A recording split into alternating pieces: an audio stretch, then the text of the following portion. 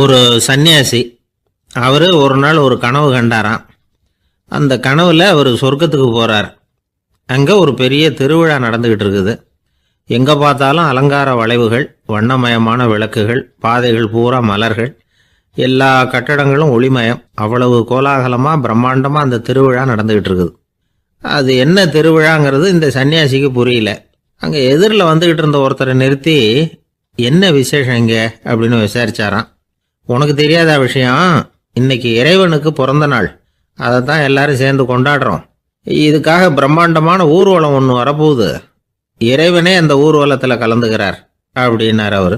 உடனே அந்த சன்னியாசி ஒரு மரத்து நிழலில் ஒதுங்கி நின்றுக்கிட்டார். ஊர்வலம் வந்துக்கிட்டு இருக்குது. முதல்ல ஒரு குதிரை வந்துக்கிட்டு இருக்கு.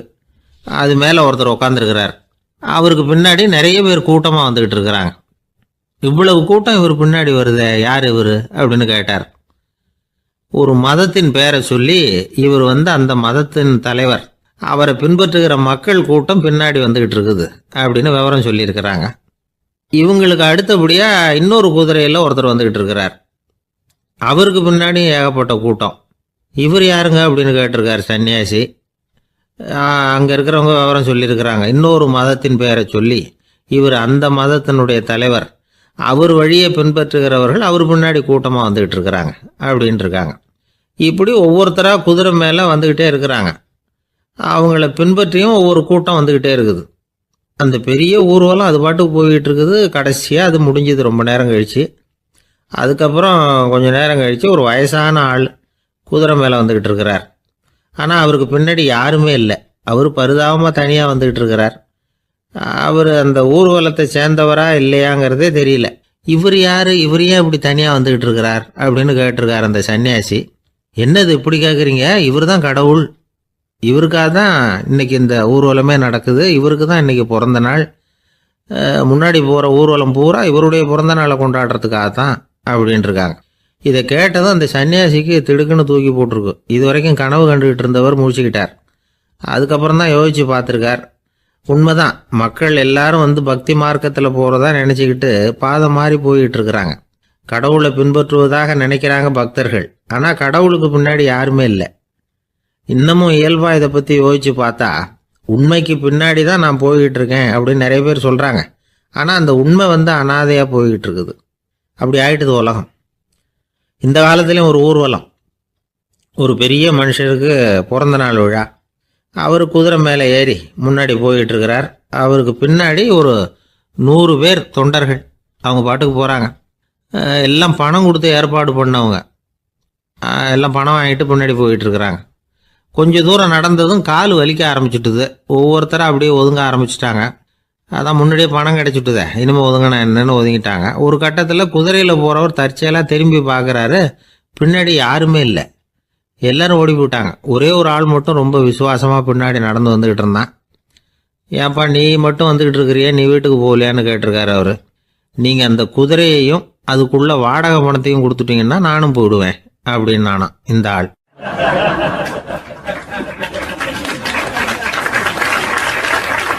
ஒரு ஊரில் ஒரு ஆள் இருந்தான். தையல் கடை வச்சுருந்தான். அவங்கிட்ட ஒருத்தன் ஒரு சட்டை துணி எடுத்து கொடுத்து தைக்க சொல்லியிருந்தான். வர்ற சனிக்கிழமை வா, வாங்கிட்டு போ அப்படின்னு அவன் சொல்லியிருந்தான். அதே மாதிரி இவன் வந்தான். அவன் தச்சு வச்சிருந்த சட்டையை கொடுத்தான். இவன் வாங்கி அங்கேயே போட்டு பார்த்தான். கை நீளம் ஒன்றுக்கு ஒன்று வித்தியாசமாக இருந்தது. வலது கை இடது பக்கத்தை விட நீளம் குறைச்சலாக இருந்தது. அவன் முணுமுணுக்க ஆரம்பிச்சுட்டான். என்ன இது இப்படி தைச்சுட்டியேன்னு.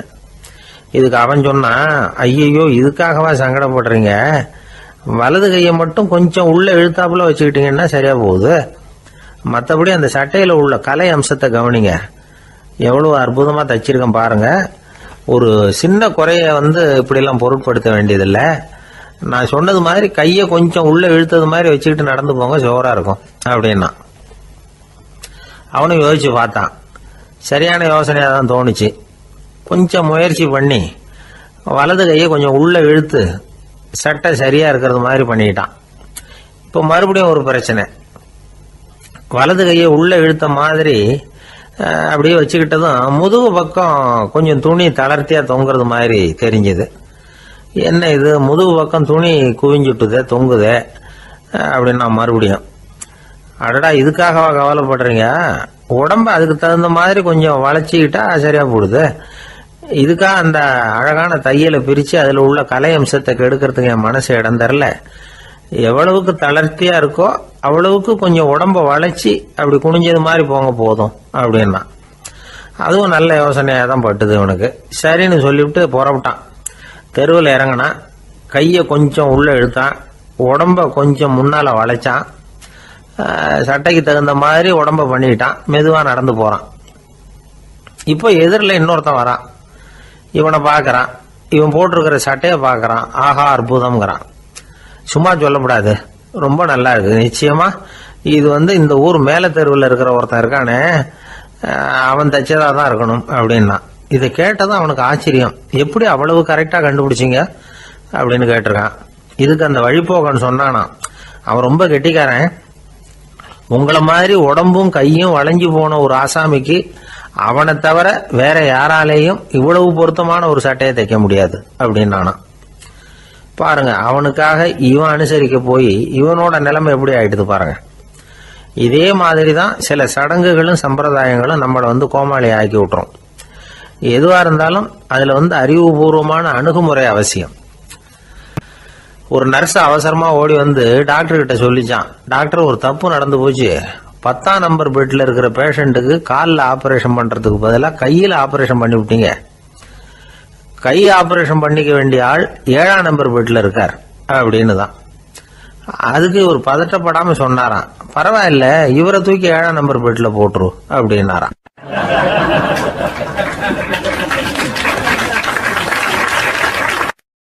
ஒரு ஊர்ல ஒருத்தர் இருந்தார். ரொம்ப நல்லவர்.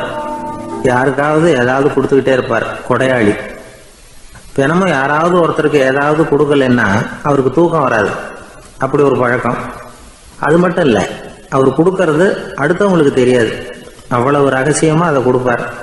வலது கை கொடுக்கறது இடது கைக்கு தெரியக்கூடாதுன்னு சொல்லுவாங்கல்ல, அது மாதிரி அவர். ஒரு நாள் ராத்திரி அவர் ஏற்கனவே தயாரா கட்டி வச்சிருந்த பணம் முடிச்ச கையில் எடுத்துக்கிட்டு வீட்டை விட்டு வெளியில வந்தார். தெருவில் இறங்கி நடந்தார். இன்னைக்கு யாருக்கு தர்மம் செய்யறது அப்படின்னு யோசனை பண்ணிட்டு இருட்டில் நடந்து வந்துகிட்டு இருக்கிறார். யாரோ ஒருத்தர் எதிரில் வர்றது மாதிரி தெரிஞ்சுது. உடனே அவர் கிட்ட போனார். தன்கிட்ட இருந்த பணம் முடிச்சு அவசரமா அவர் கையில திணிச்சுட்டு திரும்பி வந்துட்டார். அப்பாடா, ஒரு வழியா யாருக்கும் தெரியாம இன்னைக்கு தர்மம் பண்ணியாச்சு அப்படிங்கிற மகிழ்ச்சி, மன நிறைவு அவர் முகத்துல. நிம்மதியா தூங்கினார். அப்புறம் எழுந்திரிச்சார். மறுநாள் காலையில ஊரு பூரா ஒரே பேச்சு. என்ன பேச்சுன்னா, நேற்று ராத்திரி ஒரு திருடன் கையில யாரோ பணத்தை கொடுத்துட்டு போயிருக்கிறாங்க அப்படின்னு எல்லாரும் பேசிக்கிட்டு இருக்கிறாங்க. இதை கேள்விப்பட்டதும் அந்த பெரியவருக்கு ரொம்ப வருத்தமா போச்சு. அடடா, போயும் ஒரு திருடனுக்காக உதவி பண்ணியிருக்கிறோம், பிரயோஜனம் இல்லாம போட்டுதே அப்படின்னு நினைச்சார். சரி, இன்னைக்கும் யாருக்காவது உதவி பண்ணணும் அப்படின்னு முடிவு பண்ணினார். ராத்திரி நேரம் வந்தது. இவர் வழக்கம் போல தெருவில் இறங்கி நடந்தார். கையில பணம் முடிச்சு. எதிரில் ஒரு பெண் உருவம் மங்களா தெரிஞ்சது. இவர் உடனே அந்த பெண் கிட்ட பணத்தை கொடுத்துட்டு திருப்தியா திரும்பி வந்துட்டார். மறுநாள் காலையில ஊர் பூரா என்ன பேசிக்கிட்டாங்க தெரியுமா? நேற்று ராத்திரி நெறி தவறி நடக்கிற ஒரு பெண்ணின் கையில யாரோ பணத்தை வச்சுட்டு போயிருக்கிறாங்க அப்படின்னு எல்லாரும் பேசிக்கிறாங்க. அடடா, இன்னைக்கும் தவறுதலா நடந்து போச்சு அப்படின்னு ஒரு வருத்தப்பட்டார். இருக்கட்டும், இன்னைக்கும் ஏதாவது தர்மம் பண்ணுவோம் அப்படின்னு நினைச்சுக்கிட்டாரு. 3வது நாள் ராத்திரியும் புறப்பட்டார். இப்பவும் எதிரில் ஒருத்தர் வந்தார். இவர் பணத்தை கொடுத்தார், திரும்பி வந்துட்டார். மறுநாள் மக்கள் என்ன பேசிக்கிட்டாங்கன்னா, நேற்று ராத்திரி ஒரு செல்வந்தர் கையில யாரோ பணத்தை கொடுத்துட்டு போயிருக்கிறாங்க அப்படின்னு பேசிக்கிட்டாங்களாம். அவருக்கு ரொம்ப வருத்தமா போட்டுது. என்ன இது தினம் இப்படி ஆகிட்டு இருக்குதே அப்படின்னு நினைச்சுக்கிட்டே படுத்து தூங்கினார். அன்னைக்கு ராத்திரி ஒரு கனவு. அந்த கனவுல இறைவன் சொன்னாராம், இதை பாருப்பா, நீ கொடுத்த தர்மம் வீணா போயிடல. உன்கிட்ட பணம் வாங்கின அந்த திருடன் திருந்திட்டான், அந்த பொண்ணும் திருந்திட்டா, அந்த செல்வந்தனும் கொடையாளி ஆயிட்டான், எல்லாருக்கும் உதவி பண்ண ஆரம்பிச்சுட்டான் அப்படின்னு சொன்னாராம். இந்த கதையை சொன்னவர் யாருன்னா நபிகள் நாயகம். இதுல உள்ள கருத்து என்னன்னா, நல்ல மனசோட தர்மம் பண்ணுனா அது வீணா போறதில்லை. இன்னொரு கருத்து, தர்மம் தன்னை மட்டுமல்ல அடுத்தவங்களையும் தீமையிலிருந்து காப்பாற்றும். இதுதான் நாம புரிஞ்சுக்க வேண்டியது. இந்த காலத்திலயும் இது மாதிரி சில சம்பவங்கள் நடக்கிறது உண்டு. ஒரு பெரியவர் இருட்டில் நடந்து வந்துகிட்டு இருந்தாரு. எதிரில் வந்த ஒருத்தன் வலுக்கட்டாயமாக ஒரு கையை பிடிச்சி ஒரு பண முடிப்பை கொடுத்து வச்சுக்க சொல்லிவிட்டு விலகி போயிட்டான். பெரியவருக்கு ஆச்சரியம், இந்த காலத்திலையும் இப்படி வலது கை கொடுக்கறது இடது கைக்கு தெரியக்கூடாதுன்னு நினைக்கிற கொடையாளிகள் உண்டு போல இருக்கு அப்படின்னு யோசனை பண்ணிக்கிட்டே நடந்தார். கொஞ்சம் தூரம் போயிருப்பாரு. அதுக்குள்ள அதே ஆள் திரும்பி வந்தான். கொடுத்த பண முடிப்பை திருப்பி கொடுங்க அப்படின்னு கேட்டு வாங்கிட்டான். இவருக்கு ஒன்றும் புரியல. ஏன் இப்படி பண்றேன்னார். அது ஒன்றும் இல்லைங்க, கொஞ்ச நேரம் இதை உங்ககிட்ட கொடுத்து வச்சிருந்தேன் அவ்வளவுதான் அப்படின்னா. ஏன்னு கேட்டார். என்னை பின்னாடி போலீஸ் தேடிக்கிட்டு வந்துகிட்டு இருக்குது, அதுதான் அப்படி பண்ணேன், இப்போ போயிட்டுது, இனிமே ஒன்றும் பயம் இல்லை அப்படின்னு சொல்லிவிட்டு அவன் பாட்டுக்கு நடந்து போறான்.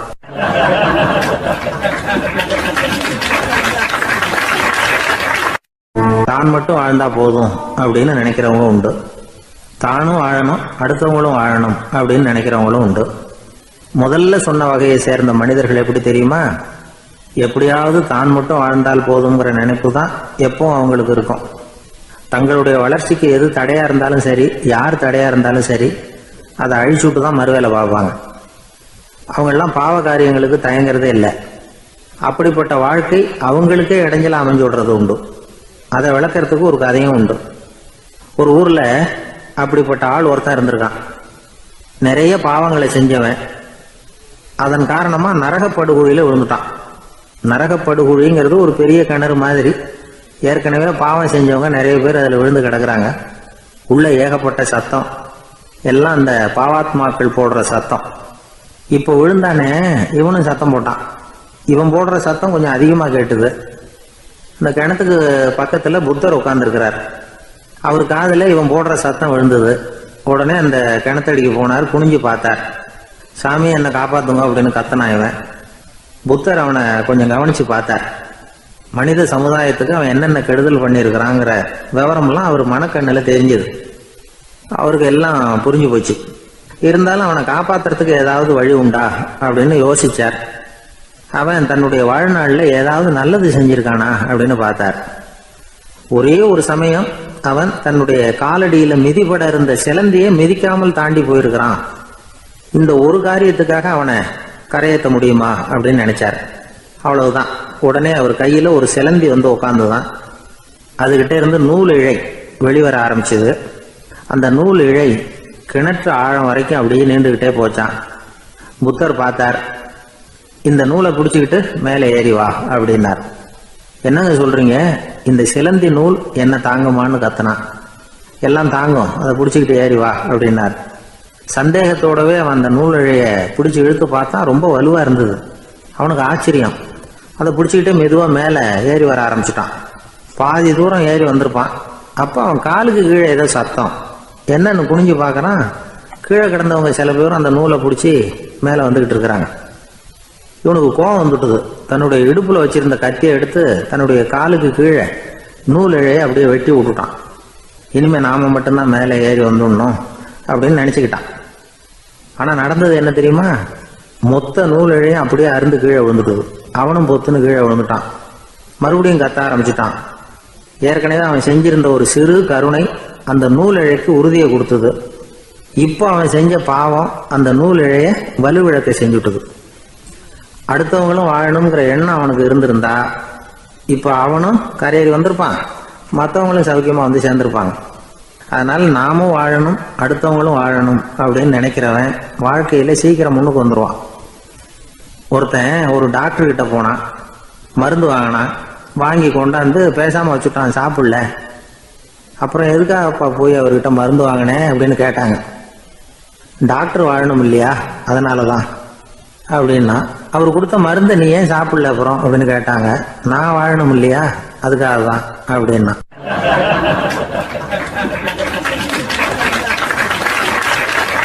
அவர் ஒரு பெரிய குடும்பத்துல பிறந்தவர். இருக்கிற சொத்துக்கள் எல்லாத்தையும் வாரி வழங்கி விட்டு காட்டுக்கு புறப்பட்டார் தவம் செய்யறதுக்காக. இருந்தது ஊராவும் கொடுத்துட்டார். இனிமே எதுவுமே இல்லை கொடுக்கறதுக்கு. அப்போ கடைசியா ஒருத்தன் வந்து கையை நீட்டினானா, ஐயா ஏதாவது கொடுங்கன்னு இருக்கான். அவர் பார்த்தார். கட்டியிருக்கிற வேட்டியை தவிர வேற எதுவுமே இல்லை. 8 முழம் பட்டு வேட்டி, ஜரிகை கரையோடு இருக்குது. கடைசியா அதை தான் எடுத்துக்கிட்டு அவர் புறப்பட்டு இருக்கார். அவர் பார்த்தார். எதிரில் அவன் பரிதாபமா நின்றுட்டு இருக்கிறான். அந்த 8 முழ வேட்டியை 2ஆ கிழிச்சார். 4 முழத்தை அவங்ககிட்ட கொடுத்தாரு. மீதி 4 முழத்தை தன்னுடைய இடுப்புல கட்டிட்டு அவர் காட்டுக்கு போயிட்டார். இவன் என்ன பண்ணான் தெரியுமா? கையில் கிடைச்ச 4 முழத்தை எடுத்துக்கிட்டு கடை வீதிக்கு போனான். பழைய பட்டு வேட்டி ஜருகை இதையெல்லாம் விலைக்கு வாங்குற வணிகர் ஒருத்தர் இருக்கார். அவர்கிட்ட போனான். இதை விலைக்கு எடுத்துக்கிறீங்களா அப்படின்னு கேட்டிருக்கான். அவர் வாங்கி பார்த்துருக்கார். ஆஹா, இது ரொம்ப அருமையான வேட்டி, விலை உயர்ந்த ஜருகை, இது ஏது உனக்கு அப்படின்னு கேட்டாரான். அவன் நடந்தது சொல்லியிருக்கான். அப்படின்னா ஒன்று செய்ய, இந்த வேட்டியோட இன்னொரு பாதியையும் மெதுவாக வாங்கிட்டு வந்துரு, உனக்கு நிறைய பணம் தர்றேன் அப்படின்னாரான் அந்த வணிகர். இவன் கொஞ்சம் யோசனை பண்ணி பார்த்தான். கொஞ்சம் இருங்க, வந்து விடுறேன் அப்படின்னு சொல்லிவிட்டு நேராக காட்டுக்கு போனான். அவர் எங்கே இருக்காருன்னு தேடி கண்டுபிடிச்சான். அவர் ஒரு இடத்துல தவக்கோலத்தில் இருக்கிறார். கட்டியிருந்த இடவேட்டியும் அவர் அறியாமல் நழுவி கீழே விழுந்து கிடக்குது. இவனுக்கு ரொம்ப வசதியாக போச்சு. அவரை கேட்க வேண்டிய அவசியமே இல்லை. மெதுவாக சத்தம் போடாமல் அடி மேலே அடி வச்சு நெருங்கினான். அவர் கண்ணை மூடிக்கிட்டு அவர் பாட்டு நின்றுட்டு இருக்கிறார். இவன் மெதுவாக போய் கீழே கிடந்த அந்த துணியை எடுத்துக்கிட்டு சத்தம் போடாமல் திரும்பி நடந்தான். ஒரு 2-3 அடி எடுத்து வச்சிருப்பான். அப்படி ஓட ஆரம்பிக்கிற சமயத்தில் அவன் காலில் கீழே கிடந்த முள்ளு ஒன்று நறுக்குன்னு தச்சு விட்டுது. வலி தாங்க முடியாமல் அம்மான்னு கத்திருக்கான். இந்த சத்தத்தினால கண்ணை மூடி நின்றுகிட்டு இருந்த அவரோட தவம் கலைஞ்சது. மெல்ல கண்ணை திறந்து பார்க்குறார். தன் இடையில இருந்த வேட்டி அவன் கையில் இருக்கு. இப்போ அவர் நினைக்கிறார். என்ன நினைக்கிறாருன்னா, இந்த வேட்டி மீது நான் வைத்த ஆசையல்லவா அவனை திருடனாக ஆக்கி விட்டது அப்படின்னு நினைச்சாராம். இந்த வேட்டி மேல நாம வச்ச ஆசை அவனை திருடும்படி ஆக்கிவிட்டதே அப்படின்னு நினைச்சாராம். இது எப்பேற்பட்ட மனநிலை அப்படிங்கிறத கொஞ்சம் யோசனை பண்ணி பாருங்க. தான் ஒரு பொருள் மேல வச்ச பற்று இன்னொரு மனிதன் திருடனாக ஆகிறதுக்கு காரணம் ஆயிட்டுதேன்னு நினைக்கிறார். அப்படி நினைச்ச அந்த பெரியவர் யார் தெரியுமா? அவர் தான் மகாவீரர். இழந்துட்டேங்கிறிய, நீ என்னத்தை கொண்டுகிட்டு வந்த எங்க இழந்துடுறதுக்கு? நீ என்னத்தை உண்டாக்குன இது அழிஞ்சுட்டுதுன்னு சொல்றதுக்கு? இதுதான் அவருடைய சிந்தனை. இன்றைக்கு நம்ம சிந்தனையெல்லாம் வேற மாதிரி இருக்குது. ஒருத்தன் நடுத்தருவில் உட்காந்து அழுதுகிட்டு இருந்தான். அந்த வழியா வந்தவர் ஒருத்தர், ஏன்பா அழறேன்னு கேட்டாராம். 5 ரூபா சார், இந்த இடத்துல விழுந்துட்டுது, ரொம்ப நேரமா தேடுறேன், கிடைக்காது போல இருக்கு அப்படின்னு சொல்லிவிட்டு அழறான். எப்போ தொலைஞ்சதுன்னு கேட்டாராம் அவரு. அது எனக்கு தெரியாது சார், பணத்தை தொலைச்சவன் தேடி பார்த்துட்டு போயிட்டான், நான் அவனுக்கு பின்னாடி தேட வந்தவன் அப்படின்னு நானா இவன்.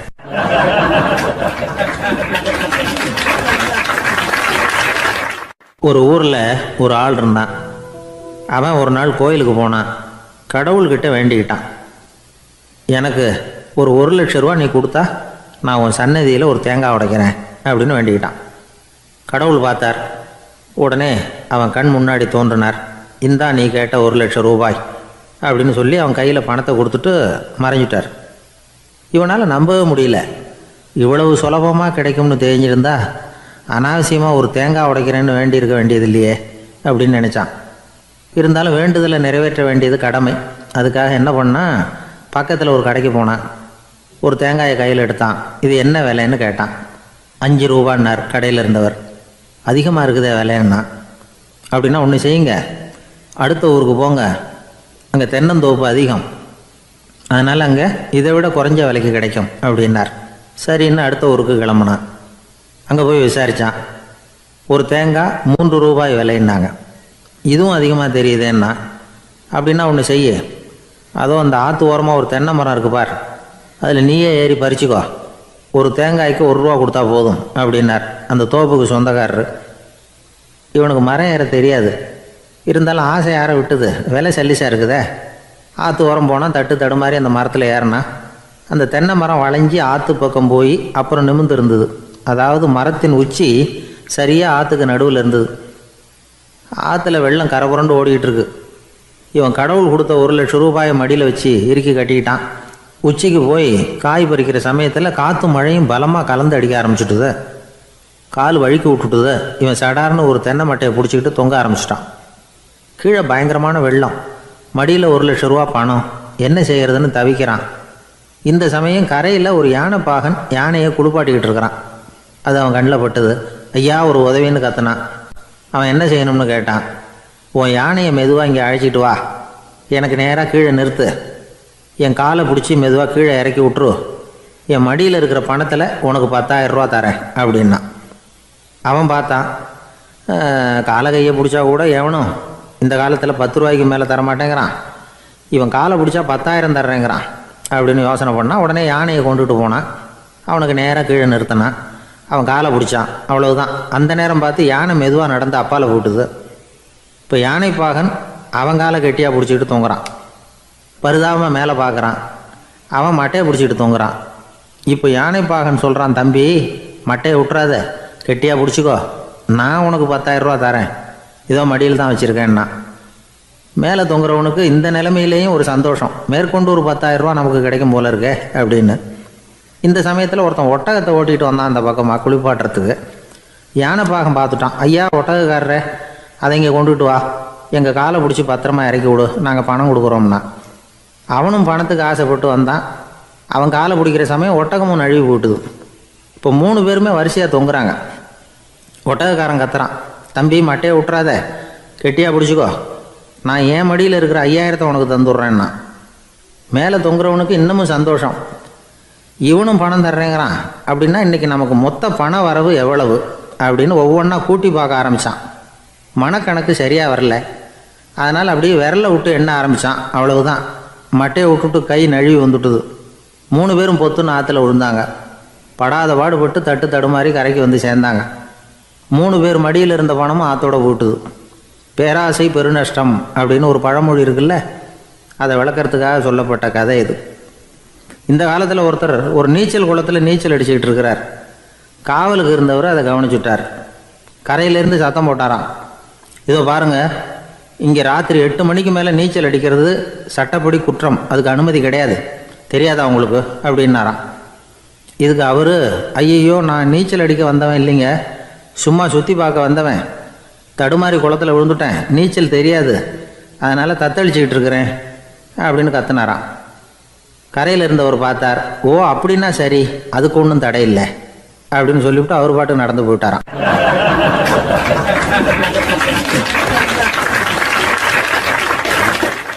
நம்மளை மாதிரி ஒரு ஆசாமி அவன் நம்மளை மாதிரியே கற்பனை பண்ணான். அதாவது நாம தான் இந்த உலகத்துல ரொம்பவும் கஷ்டப்படுறோம், மற்றவங்கெல்லாம் சந்தோஷமா இருக்கிறாங்க அப்படின்னு அவன் நினைச்சுக்கிட்டான். அவன் ஒரு நாள் கடவுளை வேண்டிக்கிட்டானா, சுவாமி இந்த உலகத்துல எவ்வளவோ பேர் இருக்கிறாங்க, ஒவ்வொருத்தருக்கும் ஒவ்வொரு விதமான கஷ்டம் இருக்கலாம், ஒத்துக்கிறேன், இருந்தாலும் எனக்கு அது கொஞ்சம் அதிகமா இருக்கிறது மாதிரி தெரியுது, அதனால நீங்க எனக்காக ஒரு சின்ன உதவி செஞ்சா போதும்.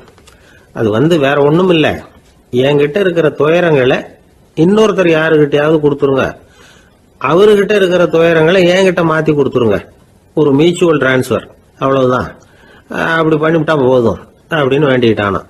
அன்னைக்கு ராத்திரியே அவன் ஒரு கனவு கண்டிருக்கான். வானத்திலிருந்து ஒரு குரல் கேட்டிருக்கு. அது என்ன சொல்லிச்சு தெரியுமா? ஏ ஜனங்களே, எல்லாரும் அவங்க கஷ்டங்களை ஒரு பையில போட்டு எடுத்துக்குங்க, அப்படி எடுத்துக்கிட்டு நேரா இந்த ஊர் எல்லையில இருக்கிற கோயிலுக்கு வந்து சேருங்க அப்படின்னு அந்த குரல். ஆஹா, கடவுள் நம்ம பிரார்த்தனைக்கு செவி சாய்ச்சுட்டார் அப்படின்னு சந்தோஷப்பட்டான் இவன். உடனே என்ன பண்ணா, தன்கிட்ட இருந்த கஷ்டத்தையெல்லாம் ஒரு சாக்கு பையில போட்டு எடுத்துக்கிட்டான். வீட்டை விட்டு வெளியில வந்தான். தெருவில் இறங்கி நடக்கிறான். அங்க பார்த்தா ஏகப்பட்ட பேர் ஆளுக்கு ஒரு பைய தூக்கிக்கிட்டு கோயிலுக்கு போயிட்டு இருக்கிறாங்க. சில பேர் மூட்டையா கட்டி தலையில சுமந்துக்கிட்டு போயிட்டு இருக்கிறாங்க. இவன் பார்த்தான். இவனுக்கு ரொம்ப ஆச்சரியமா இருந்தது. ஏன்னா எல்லாரும் வச்சிருக்கிற பைய இவன் பைய விட பெருசா இருந்தது. இவன் பை தான் இருக்கிறதுலயே கொஞ்சம் சின்னதா தெரிஞ்சது. இப்ப அவன் மறுபடியும் சாமியை வேண்டிக்கிட்டான், கடவுளே இப்ப உள்ள சூழ்நிலையை கவனிச்சா என்கிட்ட இருக்கிற பைய பரவாயில்லன்னு தோணுது, அதனால வேற பைய எதையும் மாத்த வேணாம், இதுவே பரவாயில்ல, இந்த பையோட திரும்பி வீட்டுக்கு போனா போதும்னு நினைக்கிறேன் அப்படின்னு ஏதோ நினைக்க ஆரம்பிச்சுட்டான். எல்லாரும் கோயிலுக்கு போய் சேர்ந்தாங்க. கோயில்ல அந்த குரல் மறுபடியும் கேட்டுது. எல்லாரும் அவங்கவுங்க பைகளை சோகத்துல தொங்க விடுங்க, திடீர்னு விளக்குகள் அணையும், மணி அடிக்கப்படும், அதுதான் அடையாளம். அந்த சமயத்துல இருட்டுல உங்களுக்கு வேண்டிய பைய நீங்க மாத்தி எடுத்துக்கலாம், தேர்ந்தெடுத்துக்கலாம். வெளிச்சம் இருக்கிறப்பவே உங்களுக்கு பிடிச்ச பைக்கு பக்கமா பார்த்து நீங்க நின்னுக்கலாம் அப்படின்னு சொல்லி விவரம் சொல்லிச்சான் அந்த குரல். அப்படி சொன்னதுக்கு அப்புறம் திடீர்னு விளக்கு அணைஞ்சுது, மணி அடிச்சுது. கொஞ்ச நேரம் கழிச்சு மறுபடியும் விளக்குகள்லாம் எரிஞ்சுது. இப்போ பார்த்தா எல்லாரும் அவங்கவுங்க பையையே கெட்டியா பிடிச்சிட்டு நிக்கிறாங்க. இவனும் அப்படியே நிக்கிறான். இவன் மெதுவா பக்கத்துல நிக்கிறவன்கிட்ட கேட்டானா, ஏன் நீங்க பைய கையிலேயே வச்சிருக்கிறீங்க, செவுத்துல மாட்டலையா அப்படின்னு கேட்டிருக்கான். இல்லப்பா, நீ ஏன் கையிலேயே வச்சிருக்கிறியோ அதே காரணத்துக்காக தான் நாங்களும் வச்சிருக்கிறோம். நம்ம கவலைகளை பத்தி நமக்கு ஓரளவுக்காவது தெரியும். ஆனா மற்றவங்க கவலைகள் நமக்கு பரிச்சயம் இல்லாதவை, பழக்கம் இல்லாதது. அதனால நமக்கு தெரிஞ்ச கவலைகளை சமாளிக்கிறது சுலபம். தெரியாததை சமாளிக்கணும்னா மறுபடியும் ஆரம்பத்தில இருந்து ஆரம்பிக்கணும். அதனால பழைய நண்பர்களோடு வாழறது தான் மேல் அப்படின்னு ஆனான். அதுக்கப்புறம் அவன் தன்னோட பைய போதும்னு வீட்டுக்கு திரும்பி வந்துட்டானான். இது ஒரு பெரியவர் சொல்லி இருக்கிற கதை. அதனால நம்ம கிட்ட இருக்கிற கஷ்டங்கள் தான் பெருசு, அதை இன்னொருத்தங்கிட்ட கொடுத்துட்டு மாத்திக்கலாம் அப்படின்னு நினைக்கிறது தப்பு. இதே மாதிரி இன்னொரு சம்பவம். ஒரு ஊர்ல ஒரு நாள் ராத்திரி ஆகாயத்தில இருந்து கடவுள் குரல் கேட்குது. இந்த ஊர்ல இருக்கிற ஜனங்கள்லாம் கொஞ்சம் கவனிங்க, உங்களுக்கு ஒரு செய்தி. அதாவது இங்க இருக்கிற ஜனங்கள்லயே கொஞ்சம் கூட கவலையே இல்லாத ஆள் யாருன்னு எனக்கு தெரியணும். அதனால எல்லாரும் அவங்க கவலைகளை ஒரு பையில போட்டு எடுத்துக்கிட்டு கோயிலுக்கு வாங்க அப்படின்னாரு கடவுள். உடனே வரிசையா எல்லாரும் வர ஆரம்பிச்சாங்க. எல்லார் கையிலையும் பை இருந்தது, சின்னதும் பெருசுமா. கவலையே இல்லாத ஆள் யாருன்னு தேடினார் கடவுள். ஒரே ஒரு ஆள் மட்டும் கையில எதுவும் இல்லாம வெறும் கையை வீசிக்கிட்டு ரொம்ப ஜாலியா நடந்து வந்துகிட்டு இருந்தான். கடவுள் அவங்ககிட்ட போனார். ஏப்பா, உனக்கு கவலையே இல்லையா அப்படின்னு கேட்டார். எனக்கும் சில கவலைகள்லாம் உண்டு அப்படின்னு அவன்.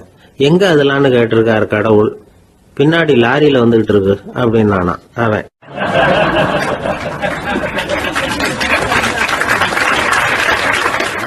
அசோக மன்னர் வந்துகிட்டு இருக்கார். அவருடைய ஆலோசகர்கள் எல்லாம் பக்கத்துல வந்துகிட்டு இருக்கிறாங்க. அந்த சமயத்துல எதிரில் ஒரு புத்த பிக்ஷு வர்றார். அசோகர் பார்க்கிறார். ஓடி போய் அவர் காலில் விழுந்து வணங்குறார். அசோக மன்னரின் தலை அந்த புத்த துறவியின் பாதத்துல பட்டுக்கிட்டு இருக்கு. பக்கத்துல நின்றுகிட்டு இருந்த அமைச்சருக்கு இது ரொம்ப சங்கடமா போச்சு. ரொம்ப வருத்தப்பட்டார். நம்ம அசோக சக்கரவர்த்தி எப்பேற்பட்டவர், அவரோட தலை ஒரு சன்னியாசியின் பாதத்துல படுறதா அப்படின்னு நினைச்சு ரொம்ப கவலைப்பட்டார். அரண்மனைக்கு திரும்பினதும் அமைச்சர் மெதுவா ஆரம்பிச்சார். அரசே, எனக்கு ரொம்ப வருத்தமா இருக்குது அப்படின்னார். எதுக்குன்னார் மன்னர். அசோக சக்கரவர்த்தியின் தலை, அதாவது அந்த சிரம், ரொம்ப மதிப்புமிக்க ஒன்று. அது ஒரு சன்னியாசியின் காலில் படலாமா அப்படின்னார். அசோகர் பதில் சொல்லல, சிரிச்சார், போயிட்டார். அதுக்கப்புறம் ஒரு சரியான சந்தர்ப்பத்துக்காக காத்துக்கிட்டு இருந்தார். ஒரு நாள் அமைச்சரை கூப்பிட்டார். எனக்கு 3 தலைகள் வேணும் அப்படின்னார். சொல்லுங்க, கொண்டுகிட்டு வரேன் அப்படின்னார் அமைச்சர். அசோகர் சொன்னார், முதல்ல எனக்கு தேவையானது ஒரு ஆட்டின் தலை, 2வது ஒரு புலியின் தலை, 3வது ஒரு மனிதனின் தலை. இதுதான் அசோகர் கேட்டது. எங்க இருந்தாலும் கொண்டு வாங்கன்னார். அமைச்சர் புறப்பட்டார். ஆட்டுத்தலை, புலித்தலை கிடைச்சிட்டுது. அப்புறமா ஒரு சுடுகாட்டுக்கு போய் ஒரு மனித தலையும் சேகரம் பண்ணிட்டு ராஜா கிட்ட வந்துட்டார். அரசே, உங்கள் ஆணைப்படி 3 தலைகளையும் கொண்டு வந்திருக்கிறேன்னார். அசோகர் பார்த்தார். ரொம்ப நல்லது, இப்ப இது 3ஐயும் எடுத்துக்கிட்டு போய் சந்தையில வித்துட்டு வாங்க அப்படின்னார். அமைச்சர் அதுகளை எடுத்துக்கிட்டு சந்தைக்கு போனார். முதல்ல ஆட்டுத்தலை நல்ல விலைக்கு வித்து போச்சு. நல்ல விலை கொடுத்து வாங்கிட்டு போட்டாங்க. அடுத்தபடியா புலி தலைய ஒருத்தர் வாங்கிட்டார். அதை பாடம் பண்ணி வீட்டுல மாட்டி வைக்கலாமே அப்படின்னு நினைச்சு அதையும் வாங்கிட்டு போட்டார். மனித தலையை மட்டும் வாங்கறதுக்கு யாரும் முன் வரல. எல்லாரும் அதை பார்த்துட்டு விலைக்கு போக ஆரம்பிச்சாங்க. அமைச்சர் திரும்பி வந்தார். அரசே, இந்த தலையை மட்டும் யாரும் வாங்க மாட்டேங்கிறாங்க அப்படின்னார். சரி, பரவாயில்ல, இதை இலவசமாவே எனாமாவே யாருக்கிட்டையாவது கொடுத்துட்டு வந்துருங்க அப்படின்னார். அமைச்சர் மறுபடியும் சந்தைக்கு போனார். இதை இலவசமா தரேன், இதை வாங்கிக்கோங்க அப்படின்னார். அப்பவும் அதை யாரும் வாங்கிக்கிறதுக்கு தயாரா இல்லை. மறுபடியும் திரும்பி மன்னர்கிட்ட விவரத்தை சொன்னார். இப்போ மன்னர் சொல்றார், அமைச்சரே, உயிர் இருக்கிற வரைக்கும் தான் இந்த தலைக்கு மதிப்பு. ஜீவன் போனதுக்கு அப்புறம் அதோட மதிப்பும் போயிடுது. அதனால மதிப்பு இருக்கும் பொழுதே பெரியவர்கள் பாதம் பணிந்து அந்த புனிதத்தை பெற்றுக்கொள்ளணும் அப்படின்னார். பணிவுங்கிறது வேற, அடிமைத்தனம்ங்கிறது வேற. பெரியவர்களை பணிவது நமக்கு பெருமை தரக்கூடிய விஷயம். இதை மனசுல வச்சுக்கிட்டு எப்போ காலில் விழணும், எப்போ காலில் விழக்கூடாது அப்படிங்கிறத முடிவு பண்ணிக்கணும். ஒரு சாதாரண ஆள் நடந்து வந்துகிட்டு இருந்தார். எதிரில் வந்த ஒரு பெரிய மனுஷன் ஓடி போய் அவர் காலில் விழுந்து தன்னுடைய தலையை அவர் பாதத்தில் கொண்டு போய் வச்சார். கொஞ்ச நேரம் கழிச்சு எழுந்திரிச்சு வந்துட்டார். வந்த பிறகு இவரை கேட்டேன், ஏன் திடீர்னு ஓடி போய் அந்த ஆளு காலில் விழுந்தீங்க அப்படின்னேன். அவர் போட்டிருக்கிறது என்னோட காணாம போன செருப்பான்னு கண்டுபிடிக்கிறதுக்காக அப்படி விழுந்தேன் அப்படின்னார்.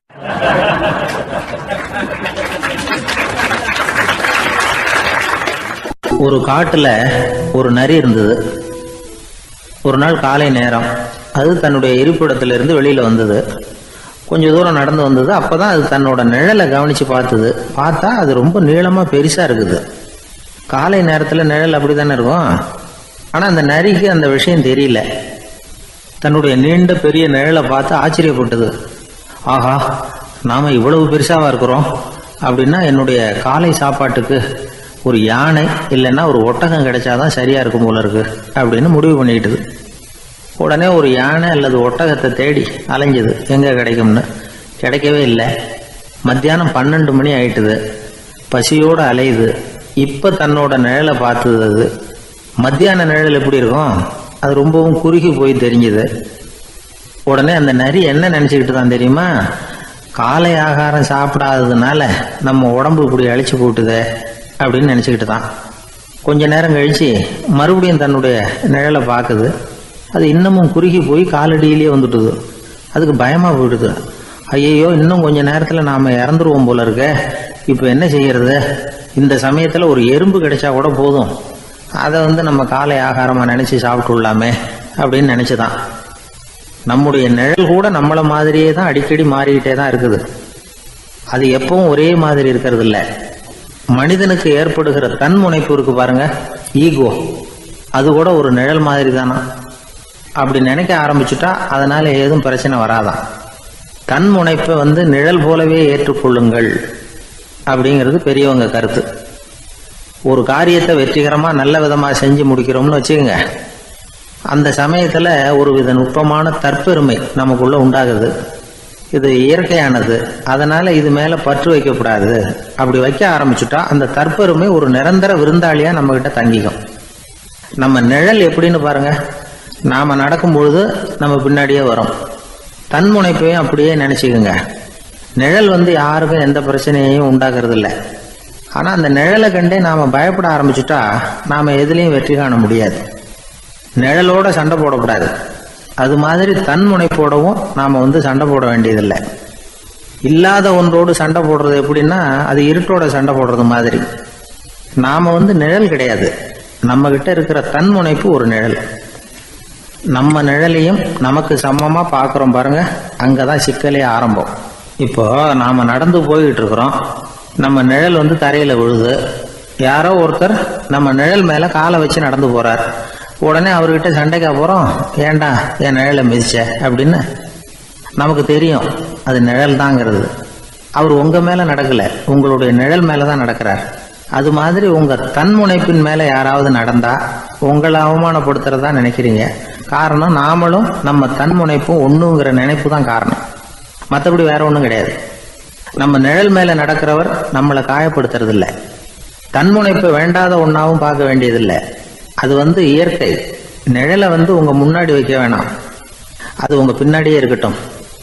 நிழலின் நிழலாகி விடாதீர்கள், நீங்கள் நீங்களாகவே இருங்கள். இதுதான் சான்றோர் சிந்தனை. ஒரு பேருந்துல ஒரே நெரிசல். ஒருத்தர் பக்கத்துல நின்றுகிட்டு இருந்தவர்கிட்ட ரொம்ப பணிவா விசாரிச்சார், ஏன் சார் நீங்க ஏதாவது பெரிய உத்தியோகத்துல இருக்கிறீங்களா அப்படின்னார். அப்படிலாம் ஒண்ணும் இல்லைங்க என்னார் அவரு. அப்படின்னா வேற ஏதாவது அரசியல்ல பெரிய பதவியில் இருக்கிறீங்களா அப்படின்னு கேட்டார். அதுவும் இல்லைங்கன்னார். சரி, பணமாவது அதிகமா வச்சிருக்கீங்களா அப்படின்னு கேட்டார். அப்படிலாம் ஒன்றும் கிடையாது சார்னார் அவரு. அப்புறம் எதுக்குடா என் காலை மிதிச்சுக்கிட்டு இருக்கிற, எடுறா காலை அப்படின்னாராம் இவர்.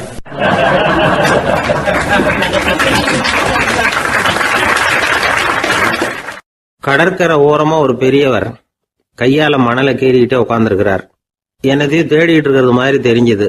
மெதுவா கிட்டத்துல போய் என்னத்தை தேடிட்டு இருக்கிறீங்க அப்படின்னு கேட்டோம். அவரு சாவகாசமா நிமிர்ந்து பார்த்து நிம்மதியை தேடிட்டு இருக்கிறேன்னார். நாங்க ஒரு மாதிரி ஆயிட்டோம். இருந்தாலும் சமாளிச்சுக்கிட்டு, சார் மணல்ல கிழிஞ்சல் தான் கிடைக்கும், நிம்மதி கிடைக்காது அப்படின்னோம்.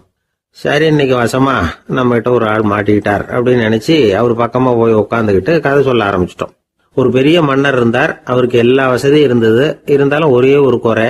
அது என்னன்னா நிம்மதி இல்லைங்கிற குறை. அரண்மனையில் தினமும் கலை நிகழ்ச்சி, நாட்டியம் எல்லாம் நடந்துகிட்டு தான் இருந்தது. இருந்தாலும் நிம்மதி இல்லை. சரி, நிம்மதி எங்கே கிடைக்கும் அப்படின்னு தேட ஆரம்பித்தார். உடனே அதுக்கான முயற்சிகளில் தீவிரமாக இறங்கினார். நாட்டில் உள்ள தத்துவ மேதைகளை எல்லாம் கூப்பிட்டுட்டு வர சொன்னார். எல்லாரும் வந்து சேர்ந்தாங்க. அவங்கள பார்த்து நிம்மதி எங்கே இருக்குது அப்படின்னு விசாரிச்சார். அவங்களுக்கு அது தெரிஞ்சா ஏன் இப்படி ராஜா முன்னாடி வந்து நின்றுட்டு இருக்க போறாங்க? ராஜாவோட கேள்விக்கு ஒவ்வொருத்தரும் ஒவ்வொரு மாதிரி விளக்கம் கொடுக்க ஆரம்பிச்சிட்டாங்க. எந்த பதிலும் ராஜாவுக்கு திருப்தி அளிக்கக்கூடிய அளவுக்கு இல்லை. சரி, போயிட்டு வாங்கன்னு சொல்லி அவங்கள எல்லாம் அனுப்பி வச்சுட்டார். ஒரு நாள் அவர் மாளிகையில உப்பருகையில நின்றுட்டு இருக்கிறார். அந்த சமயத்துல தெருவில் ஒரு பிச்சைக்காரன் ரொம்ப உல்லாசமா பாட்டு பாடிக்கிட்டே போயிட்டு இருக்கிறான். குரல்ல ஒரு சந்தோஷம், நடையில ஒரு மிடுக்கு. அவன்கிட்ட கொஞ்சம் கூட கவலை இருக்கிறதா தெரியல. உடனே ராஜா அதை பார்த்தார். ஏவலாளிகளை வந்து கைதட்டி கூப்பிட்டார். உடனே ஓடி போய் அந்த பிச்சைக்காரனை இங்க அழைச்சிட்டு வாங்கன்னு உத்தரவு போட்டார். இவங்க உடனே ஓடி போய் அவனை கூப்பிட்டாங்க. அரண்மனைக்கு வாழ்ந்தாங்க. அவன் வரல. அரண்மனைக்கு உள்ள அடி எடுத்து வைக்க மாட்டேன்னு சொல்லிவிட்டான். ராஜா கிட்ட வந்து விஷயத்தை சொன்னாங்க. அவருக்கு ரொம்ப ஆச்சரியம், இப்படி ஒரு ஆள் இருக்கிறானா அப்படின்னு. சரி, அவன் என்னதான் சொல்றான் அப்படின்னு விசாரிச்சார். இவங்க மறுபடியும் தெருவுக்கு போய் கேட்டாங்க. என்னை பார்க்கணும்னா ராஜா விருப்பப்பட்டாருன்னா அவரை வேணும்னா இங்க வர சொல்லுங்க அப்படின்னு சொல்லிவிட்டான். அதை வந்து ராஜா கிட்ட சொன்னாங்க. அவருக்கு கோபம் வரல. இவ்வளவு சுதந்திர உணர்வோடு இருக்கிறவன் சாதாரண ஆளா இருக்க முடியாது அப்படின்னு நினைச்சார். உடனே கிடுகிடுன்னு இறங்கி தெருவுக்கு வந்தார். பிச்சைக்காரங்கிட்ட போனார். நீ கவலைப்படாம சந்தோஷமா பாடிட்டு போறியே, அது எப்படி முடியுது உன்னால அப்படின்னு கேட்டார். ஏன் அப்படி கேக்குறீங்கன்னு அவன், அதுக்கு இல்ல, எனக்கு அரண்மனையில எவ்வளவோ சுகபோகங்கள்லாம் இருக்கு, இருந்தாலும் நிம்மதி இல்லை. இது ஏன்னு எனக்கு தெரியல. இந்த தேசத்துல உள்ள அறிஞர்களை எல்லாம் கூப்பிட்டு கேட்டு பார்த்துட்டேன், அவங்களுக்கும் தெரியல. உன்னை கேட்டா தெரியும்னு நினைச்சேன், அதனாலதான் சந்திக்கிறதுக்கு ஆசைப்பட்டேன். ஆனா நீ வரமாட்டேன்னுட்டியே அப்படின்னார். பிச்சைக்காரன் கடகடன்னு சிரிக்க ஆரம்பிச்சுட்டான். மகிழ்ச்சிக்கும் உங்களுக்கும் தடையா இருக்கிறது இந்த மாளிகை தான். இதை விட்டுட்டு வெளியில வந்துட்டா நிம்மதி தேடிட்டு வந்துடும்னா. நான் அரசன், எனக்குன்னு கடமைகள் இருக்கு, அதையெல்லாம் விட்டுட்டு எப்படி வர முடியும்னார் ராஜா. ரெண்டும் ஒரே நேரத்துல கிடைக்கணுங்கிறது முடியாத காரியம். உங்க சுகபோகத்துக்கு விலையாதான் உங்க நிம்மதியை கொடுத்துக்கிட்டு இருக்கிறீங்க. என்ன பாருங்க, என்கிட்ட எதுவும் இல்லை, அதனால எதுவும் போயிடுமோங்கிற பயமும் இல்லை, நிம்மதியா இருக்கிறேன் அப்படின்னா அவன். ராஜா உடனே சந்தோஷப்பட்டு தன்னுடைய மேலங்கியை எடுத்து அவனுக்கு பரிசா கொடுத்தாரான். அவன் சிரிச்சுக்கிட்டே அதை வாங்க மாட்டேன்னு விட்டானான். இதை நீங்க எனக்கு கொடுக்கறதுனால எந்த பயனும் இல்லை, அதே நேரத்துல அதை வாங்கிட்டேன்னா அடுத்த வினாடியிலிருந்து அதை எப்படி காப்பாத்துறதுங்கிற கவலை எனக்கு வந்து சேர்ந்துரும், அப்புறம் தூக்கம் வராது, நிம்மதி போயிடும் அப்படின்னானா. சொல்லிவிட்டு அவன் பாட்டுக்கு சந்தோஷமா பாடிக்கிட்டே போயிட்டான். நிம்மதி எங்க இருக்குங்கிறதையும் ராஜா தெரிஞ்சுக்கிட்டார். அந்த இடத்துக்கு தன்னால போக முடியாதுங்கிறதையும் அவர் புரிஞ்சுக்கிட்டார். இப்படி இந்த கதைய அந்த கடற்கரையில மணலை கீறிக்கிட்டே உட்கார்ந்துருந்தார அந்த பெரியவர்கிட்ட சொல்லி முடிச்சோம். அவர் முகத்துல ஒரு தெளிவு தெரிஞ்சது. எங்களை நிமிர்ந்து பார்த்தார்.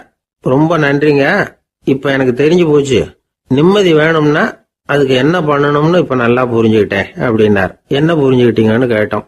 இனிமே இந்த பக்கம் வந்தா உங்க கண்ணுல படாத இடமா பார்த்து உட்காரணும்னு புரிஞ்சுக்கிட்டேன் அப்படின்னார்.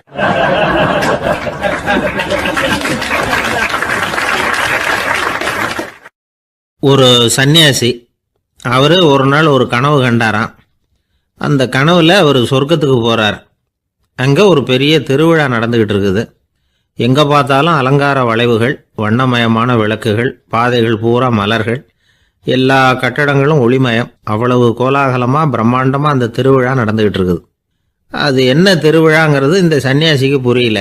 அங்க எதிரில் வந்துகிட்டு இருந்த ஒருத்தரை நிறுத்தி, என்ன விசேஷம் இங்க அப்படின்னு விசாரிச்சாராம். உனக்கு தெரியாத விஷயம், இன்னைக்கு இறைவனுக்கு பிறந்த நாள், அதை தான் எல்லாரும் சேர்ந்து கொண்டாடுறோம். இதுக்காக பிரம்மாண்டமான ஊர்வலம் ஒன்று வரப்போகுது, இறைவனே அந்த ஊர்வலத்தில் கலந்துக்கிறார் அப்படின்னார் அவர். உடனே அந்த சன்னியாசி ஒரு மரத்து நிழல்ல ஒதுங்கி நின்றுக்கிட்டார். ஊர்வலம் வந்துகிட்டு இருக்குது. முதல்ல ஒரு குதிரை வந்துகிட்டு இருக்கு, அது மேலே ஒருத்தர் உட்காந்துருக்கிறார். அவருக்கு பின்னாடி நிறைய பேர் கூட்டமாக வந்துகிட்டு இருக்கிறாங்க. இவ்வளவு கூட்டம் இவர் பின்னாடி வருதே, யார் இவர் அப்படின்னு கேட்டார். ஒரு மதத்தின் பெயரை சொல்லி, இவர் அந்த மதத்தின் தலைவர், அவரை பின்பற்றுகிற மக்கள் கூட்டம் பின்னாடி வந்துகிட்டு இருக்குது அப்படின்னு விவரம் சொல்லியிருக்கிறாங்க. இவங்களுக்கு அடுத்தபடியா இன்னொரு குதிரையில் ஒருத்தர் வந்துகிட்டு இருக்கிறார். அவருக்கு பின்னாடி ஏகப்பட்ட கூட்டம். இவர் யாருங்க அப்படின்னு கேட்டிருக்காரு சன்னியாசி. அங்கே இருக்கிறவங்க விவரம் சொல்லியிருக்கிறாங்க. இன்னொரு மதத்தின் பெயரை சொல்லி, இவர் அந்த மதத்தினுடைய தலைவர், அவர் வழியை பின்பற்றுகிறவர்கள் அவர் பின்னாடி கூட்டமாக வந்துகிட்டு இருக்கிறாங்க அப்படின்னு இருக்காங்க. இப்படி ஒவ்வொருத்தராக குதிரை மேலே வந்துக்கிட்டே இருக்கிறாங்க. அவங்கள பின்பற்றியும் ஒவ்வொரு கூட்டம் வந்துக்கிட்டே இருக்குது. அந்த பெரிய ஊர்வலம் அது பாட்டுக்கு போய்கிட்டு இருக்குது. கடைசியாக அது முடிஞ்சது ரொம்ப நேரம் கழித்து. அதுக்கப்புறம் கொஞ்சம் நேரம் கழித்து ஒரு வயசான ஆள் குதிரை மேலே வந்துக்கிட்டு இருக்கிறார். ஆனால் அவருக்கு பின்னாடி யாருமே இல்லை. அவர் பரிதாபமாக தனியாக வந்துக்கிட்டு இருக்கிறார். அவர் அந்த ஊர்வலத்தை சேர்ந்தவரா இல்லையாங்கிறதே தெரியல. இவர் யார், இவர் ஏன் இப்படி தனியாக வந்துக்கிட்டு இருக்கிறார் அப்படின்னு கேட்டிருக்கார் அந்த சன்னியாசி. என்னது இப்படி கேட்குறீங்க? இவர் தான் கடவுள். இவருக்காக தான் இன்னைக்கு இந்த ஊர்வலமே நடக்குது. இவருக்கு தான் இன்னைக்கு பிறந்த நாள். முன்னாடி போகிற ஊர்வலம் பூரா இவருடைய பிறந்த நாளை கொண்டாடுறதுக்காக தான் அப்படின்ட்டுருக்காங்க. இதை கேட்டதும் அந்த சன்னியாசிக்கு திடுக்குன்னு தூக்கி போட்டிருக்கு. இது வரைக்கும் கனவு கண்டுகிட்டு இருந்தவர் முடிச்சுக்கிட்டார். அதுக்கப்புறம் தான் யோசித்து பார்த்துருக்கார். உண்மைதான், மக்கள் எல்லாரும் வந்து பக்தி மார்க்கத்தில் போகிறதா நினச்சிக்கிட்டு பாதம் மாறி போய்கிட்டு இருக்கிறாங்க. கடவுளை பின்பற்றுவதாக நினைக்கிறாங்க பக்தர்கள். ஆனால் கடவுளுக்கு பின்னாடி யாருமே இல்லை. இன்னமும் இயல்பாக இதை பற்றி யோசித்து பார்த்தா உண்மைக்கு பின்னாடி தான் நான் போய்கிட்டு இருக்கேன் அப்படின்னு நிறைய பேர் சொல்கிறாங்க. ஆனால் அந்த உண்மை வந்து அனாதையாக போய்கிட்டு இருக்குது. அப்படி ஆயிட்டுது உலகம். இந்த காலத்துலேயும் ஒரு ஊர்வலம். ஒரு பெரிய மனுஷருக்கு பிறந்த நாள் விழா. அவர் குதிரை மேலே ஏறி முன்னாடி போய்கிட்டு இருக்கிறார். அவருக்கு பின்னாடி ஒரு 100 பேர் தொண்டர்கள் அவங்க பாட்டுக்கு போகிறாங்க. எல்லாம் பணம் கொடுத்து ஏற்பாடு பண்ணவங்க. எல்லாம் பணம் வாங்கிட்டு முன்னாடி போயிட்டு இருக்கிறாங்க. கொஞ்சம் தூரம் நடந்ததும் கால் வலிக்க ஆரம்பிச்சுட்டுது. ஒவ்வொருத்தரும் அப்படியே ஒதுங்க ஆரம்பிச்சிட்டாங்க. அதான் முன்னாடியே பணம் கிடைச்சிட்டுதே, இனிமேல் ஒதுங்கினா என்னன்னு ஒதுங்கிட்டாங்க. ஒரு கட்டத்தில் குதிரையில் போகிறவர் தற்செயலாக திரும்பி பார்க்குறாரு. பின்னாடி யாருமே இல்லை.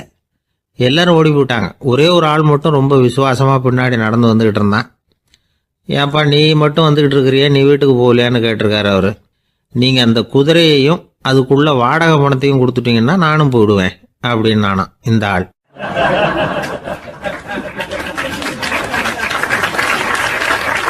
ஒரு ஊரில் ஒரு ஆள் இருந்தான். தையல் கடை வச்சுருந்தான். அவங்ககிட்ட ஒருத்தன் ஒரு சட்டை துணி எடுத்து கொடுத்து தைக்க சொல்லியிருந்தான். வர்ற சனிக்கிழமை வா வந்து வாங்கிட்டு போ அப்படின்னு அவன் சொல்லியிருந்தான். அதே மாதிரி இவன் வந்தான்.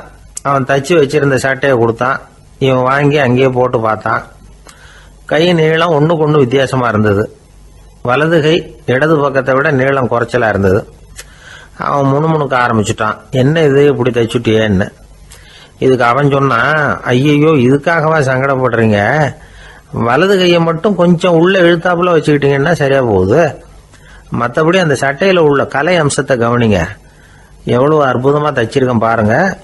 ஒரு சின்ன குறைய வந்து இப்படிலாம் பொருட்படுத்த வேண்டியதில்லை. நான் சொன்னது மாதிரி கையை கொஞ்சம் உள்ள இழுத்தது மாதிரி வச்சுக்கிட்டு நடந்து போங்க, ஜோராக இருக்கும் அப்படின்னா. அவனும் யோசிச்சு பார்த்தான். சரியான யோசனையாக தான் தோணுச்சு. கொஞ்சம் முயற்சி பண்ணி வலது கையை கொஞ்சம் உள்ள இழுத்து சட்டை சரியாக இருக்கிறது மாதிரி பண்ணிக்கிட்டான். இப்போ மறுபடியும் ஒரு பிரச்சனை. வலது கையை உள்ள இழுத்த மாதிரி அப்படியே வச்சுக்கிட்டதும் முதுகு பக்கம் கொஞ்சம் துணி தளர்த்தியாக தொங்குறது மாதிரி தெரிஞ்சுது. என்ன இது முதுகு பக்கம் துணி குவிஞ்சுட்டுதே தொங்குதே அப்படின்னா மறுபடியும், அடடா இதுக்காகவா கவலைப்படுறீங்க? உடம்ப அதுக்கு தகுந்த மாதிரி கொஞ்சம் வளைச்சிக்கிட்டா சரியா போடுது. இதுக்காக அந்த அழகான தையலை பிரித்து அதில் உள்ள கலை அம்சத்தை கெடுக்கிறதுக்கு என் மனசு இடம் தரல. எவ்வளவுக்கு தளர்த்தியா இருக்கோ அவ்வளவுக்கு கொஞ்சம் உடம்ப வளைச்சி அப்படி குனிஞ்சது மாதிரி போங்க போதும் அப்படின்னா. அதுவும் நல்ல யோசனையாக தான் பட்டுது இவனுக்கு. சரின்னு சொல்லிவிட்டு புறப்பட்டான். தெருவில் இறங்கினான். கையை கொஞ்சம் உள்ளே இழுத்தான். உடம்ப கொஞ்சம் முன்னால் வளைச்சான். சட்டைக்கு தகுந்த மாதிரி உடம்ப பண்ணிக்கிட்டான். மெதுவாக நடந்து போகிறான். இப்போ எதிரில் இன்னொருத்தன் வரான். இவனை பார்க்குறான். இவன் போட்டிருக்கிற சட்டையை பார்க்குறான். ஆஹா அற்புதம்ங்கிறான். சும்மா சொல்லக்கூடாது, ரொம்ப நல்லா இருக்குது. நிச்சயமாக இது வந்து இந்த ஊர் மேலே தெருவில் இருக்கிற ஒருத்தன் இருக்கானே அவன் தைச்சதாக தான் இருக்கணும் அப்படின்னா. இதை கேட்டதும் அவனுக்கு ஆச்சரியம். எப்படி அவ்வளவு கரெக்டாக கண்டுபிடிச்சிங்க அப்படின்னு கேட்டிருக்கான். இதுக்கு அந்த வழிபோக்கன்னு சொன்னானா, அவன் ரொம்ப கெட்டிக்காரன். உங்களை மாதிரி உடம்பும் கையும் வளைஞ்சு போன ஒரு ஆசாமிக்கு அவனை தவிர வேற யாராலேயும் இவ்வளவு பொருத்தமான ஒரு சட்டையை தைக்க முடியாது அப்படின்னானா. பாருங்க, அவனுக்காக இவன் அனுசரிக்க போய் இவனோட நிலைமை எப்படி ஆயிடுது பாருங்க. இதே மாதிரி தான் சில சடங்குகளும் சம்பிரதாயங்களும் நம்மளை வந்து கோமாளி ஆக்கி விட்டுரும். எதுவாக இருந்தாலும் அதில் வந்து அறிவுபூர்வமான அணுகுமுறை அவசியம். ஒரு நர்ஸ் அவசரமாக ஓடி வந்து டாக்டர் கிட்ட சொல்லிச்சான், டாக்டர் ஒரு தப்பு நடந்து போச்சு, 10ஆம் நம்பர் பெட்ல இருக்கிற பேஷண்ட்டுக்கு காலில் ஆபரேஷன் பண்றதுக்கு பதிலாக கையில் ஆபரேஷன் பண்ணி விட்டீங்க. கை ஆபரேஷன் பண்ணிக்க வேண்டிய ஆள் 7ஆம் நம்பர் பெட்ல இருக்கார் அப்படின்னு தான். அதுக்கு ஒரு பதட்டப்படாம சொன்னாராம், பரவாயில்ல இவரை தூக்கி 7ஆம் நம்பர் பெட்ல போட்டுரு அப்படின்னாராம்.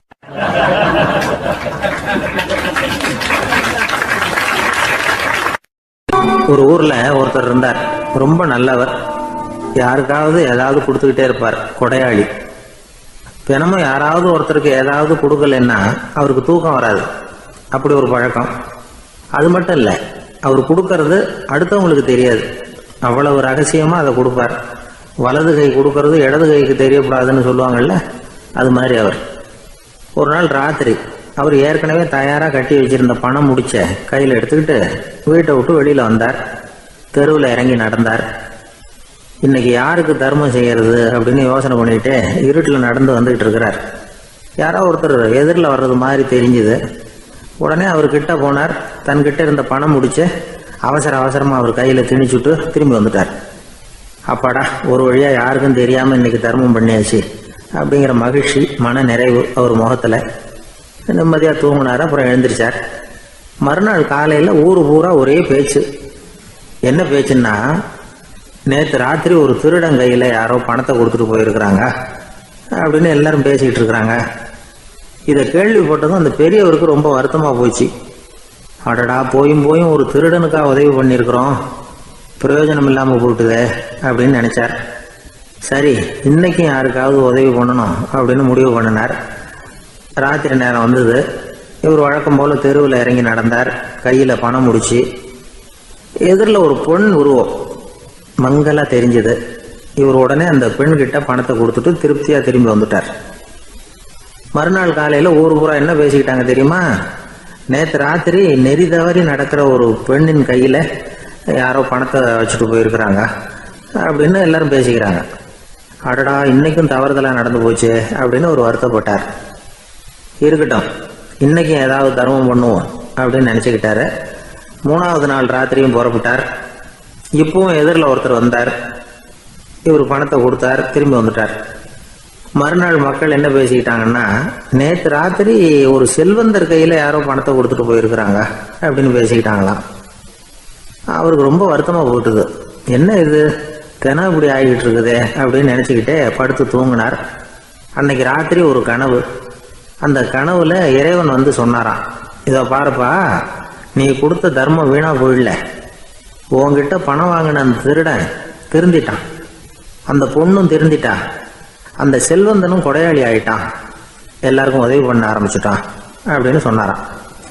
இந்த கதையை சொன்னவர் யாருன்னா நபிகள் நாயகம். இதுல உள்ள கருத்து என்னன்னா, நல்ல மனசோட தர்மம் பண்ணுனா அது வீணா போறதில்லை.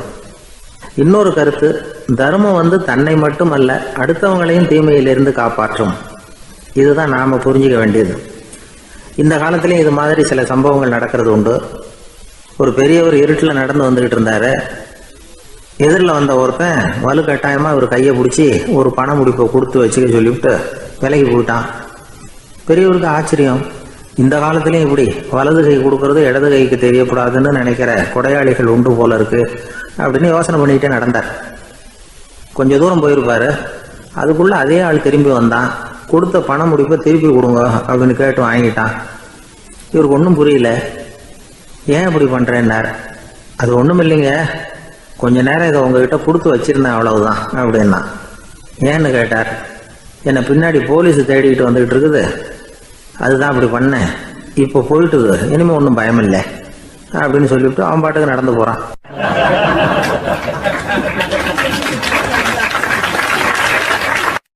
தான் மட்டும் வாழ்ந்தா போதும் அப்படின்னு நினைக்கிறவங்களும் உண்டு. தானும் வாழணும், அடுத்தவங்களும் வாழணும் அப்படின்னு நினைக்கிறவங்களும் உண்டு. முதல்ல சொன்ன வகையை சேர்ந்த மனிதர்கள் எப்படி தெரியுமா? எப்படியாவது தான் மட்டும் வாழ்ந்தால் போதுங்கிற நினைப்பு தான் எப்பவும் அவங்களுக்கு இருக்கும்.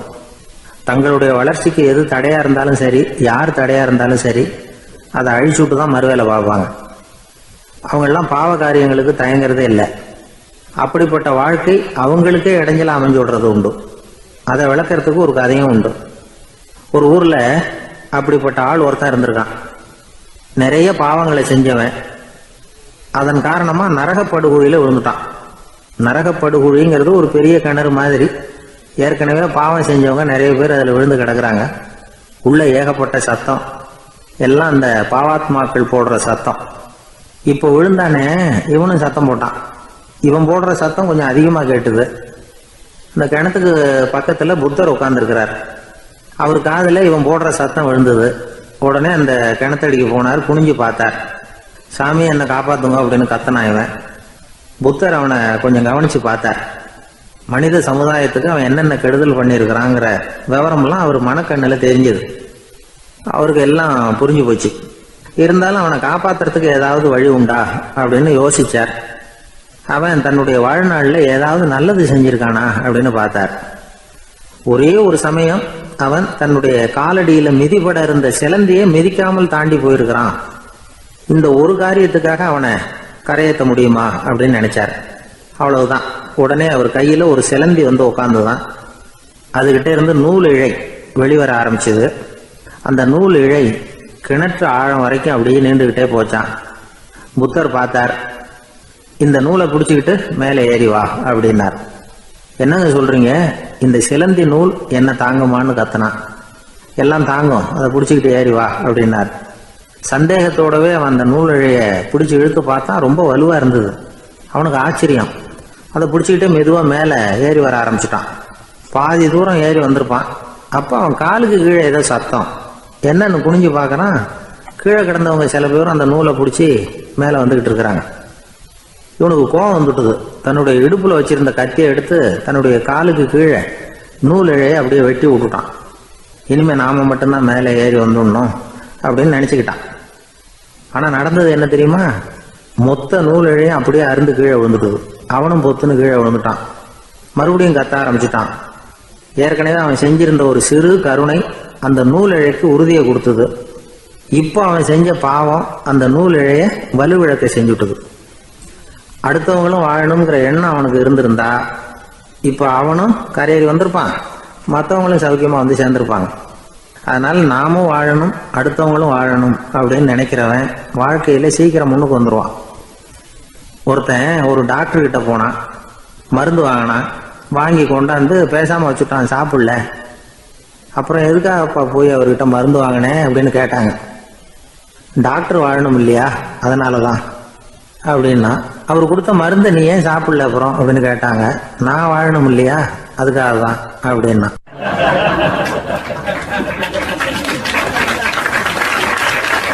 அவர் ஒரு பெரிய குடும்பத்துல பிறந்தவர். இருக்கிற சொத்துக்கள் எல்லாத்தையும் வாரி வழங்கி விட்டு காட்டுக்கு புறப்பட்டார் தவம் செய்யறதுக்காக. இருந்தது ஊராவும் கொடுத்துட்டார். இனிமே எதுவுமே இல்லை கொடுக்கறதுக்கு. அப்போ கடைசியா ஒருத்தன் வந்து கையை நீட்டினானா, ஐயா ஏதாவது கொடுங்கன்னு இருக்கான். அவர் பார்த்தார். கட்டி இருக்கிற வேட்டியை தவிர வேற எதுவுமே இல்லை. 8 முழம் பட்டு வேட்டி ஜரிகை கரையோடு இருக்குது. கடைசியா அதை தான் எடுத்துக்கிட்டு அவர் புறப்பட்டு இருக்கார். அவர் பார்த்தார். எதிரில் அவன் பரிதாபமா நின்றுட்டு இருக்கிறான். அந்த 8 முழ வேட்டியை 2ஆ கிழிச்சார். 4 முழத்தை அவங்ககிட்ட கொடுத்தாரு. மீதி 4 முழத்தை தன்னுடைய இடுப்புல கட்டிட்டு அவர் காட்டுக்கு போயிட்டார். இவன் என்ன பண்ணான் தெரியுமா?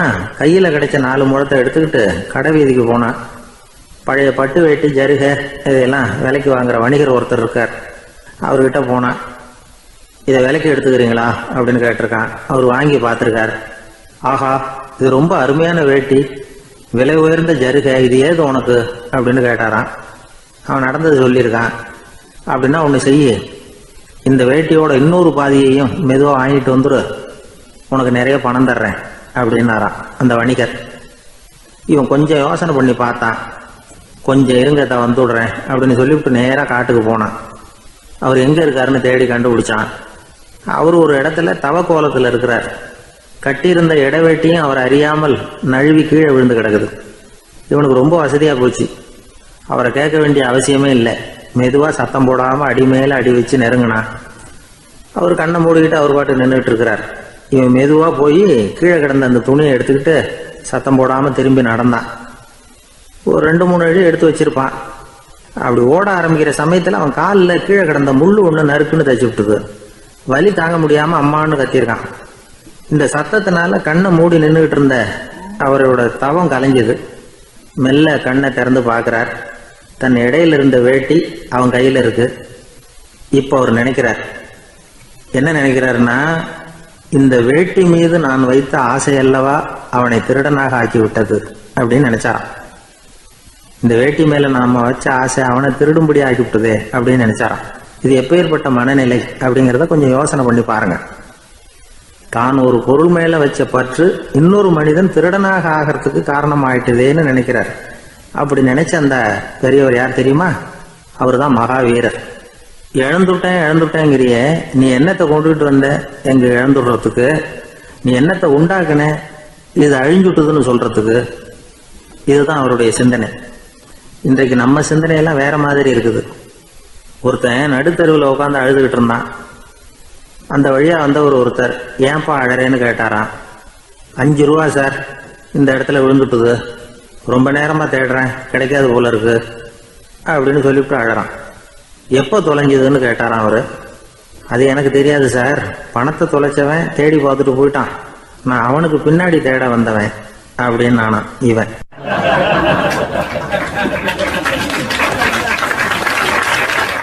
ஒரு ஊர்ல ஒரு ஆள் இருந்தான். அவன் ஒரு நாள் கோயிலுக்கு போனான். கடவுள்கிட்ட வேண்டிக்கிட்டான், எனக்கு ஒரு 1,00,000 ரூபா நீ கொடுத்தா நான் உன் சன்னதியில் ஒரு தேங்காய் உடைக்கிறேன் அப்படின்னு வேண்டிக்கிட்டான். கடவுள் பார்த்தார். உடனே அவன் கண் முன்னாடி தோன்றினார்.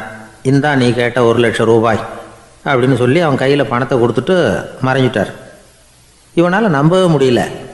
இவ்வளவு சுலபமாக கிடைக்கும்னு தெரிஞ்சிருந்தா அனாவசியமாக ஒரு தேங்காய் உடைக்கிறேன்னு வேண்டியிருக்க வேண்டியது இல்லையே அப்படின்னு நினச்சான். இருந்தாலும் வேண்டுதலை நிறைவேற்ற வேண்டியது கடமை.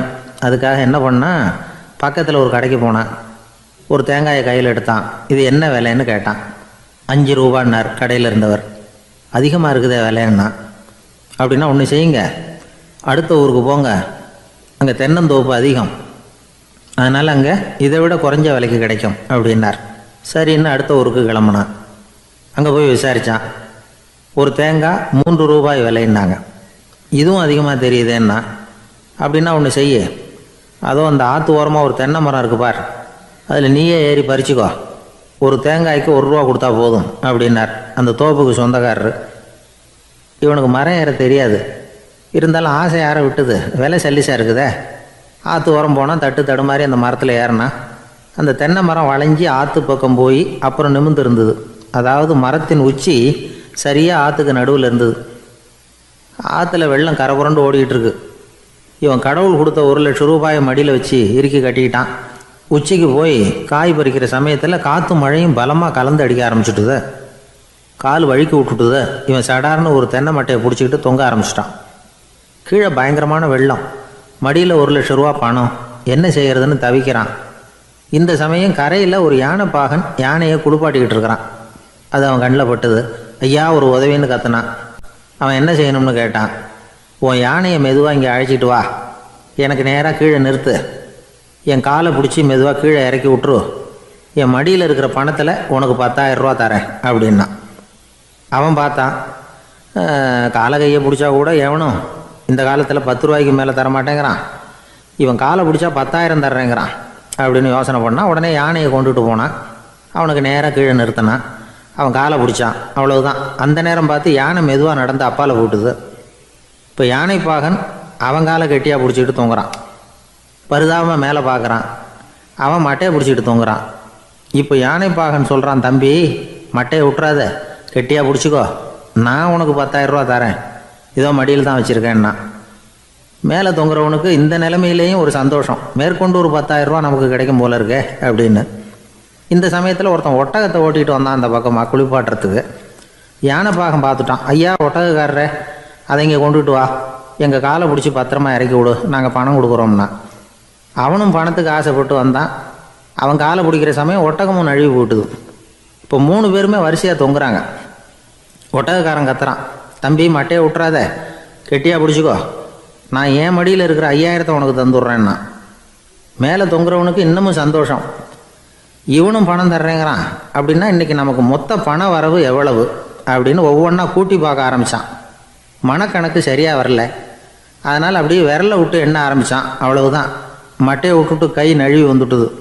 3 பேரும் பொத்துன்னு ஆற்றுல விழுந்தாங்க. படாத பாடுபட்டு தட்டு தடுமாறி கரைக்கு வந்து சேர்ந்தாங்க. 3 பேர் மடியில் இருந்த பணமும் ஆத்தோட போட்டுது. பேராசை பெருநஷ்டம் அப்படின்னு ஒரு பழமொழி இருக்குல்ல, அதை விளக்கறதுக்காக சொல்லப்பட்ட கதை இது.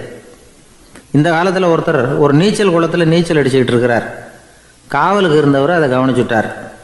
கரையிலேருந்து சத்தம் போட்டாராம், இதோ பாருங்க, இங்கே ராத்திரி 8 மணிக்கு மேலே நீச்சல் அடிக்கிறது சட்டப்படி குற்றம், அதுக்கு அனுமதி கிடையாது, தெரியாதா உங்களுக்கு அப்படின்னாராம். இதுக்கு அவர், ஐயையோ நான் நீச்சல் அடிக்க வந்தவன் இல்லைங்க, சும்மா சுற்றி பார்க்க வந்தவன், தடுமாறி குளத்தில் விழுந்துட்டேன், நீச்சல் தெரியாது, அதனால் தத்தளிச்சுக்கிட்டு இருக்கிறேன் அப்படின்னு கத்துனாராம். கரையில் இருந்தவர் பார்த்தார், ஓ அப்படின்னா சரி, அதுக்கு ஒன்றும் தடை இல்லை அப்படின்னு சொல்லிவிட்டு அவர் பாட்டு நடந்து போயிட்டாராம்.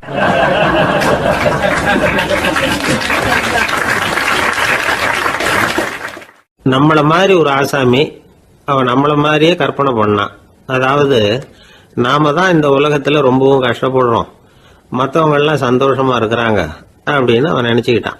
அவன் ஒரு நாள் கடவுளை வேண்டிக்கிட்டானான், சுவாமி, இந்த உலகத்துல எவ்வளவோ பேர் இருக்கிறாங்க, ஒவ்வொருத்தருக்கும் ஒவ்வொரு விதமான கஷ்டம் இருக்கலாம், ஒத்துக்கிறேன், இருந்தாலும் எனக்கு அது கொஞ்சம் அதிகமா இருக்கிறது மாதிரி தெரியுது, அதனால நீங்க எனக்காக ஒரு சின்ன உதவி செஞ்சா போதும்.